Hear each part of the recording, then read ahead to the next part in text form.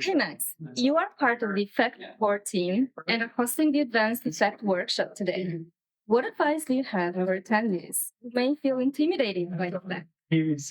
Yeah, I think it's pretty natural to feel intimidated by effect. We have a lot of data types and concepts to wrap your mind around in the core library, and then there's a vast ecosystem of packages that we're building around effect. So I think it's perfectly natural to feel intimidated if you're a newcomer. But I think there are two pieces of advice I can give. The first would be to join our community on Discord.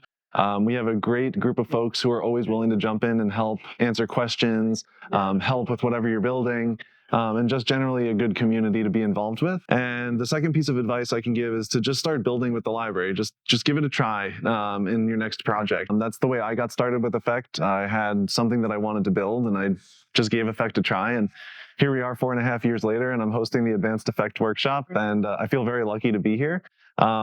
But yeah, I think that's the best advice I can give to anybody who might feel intimidated by the library. So This was great. Thank you, Max. no problem. Thank you very much.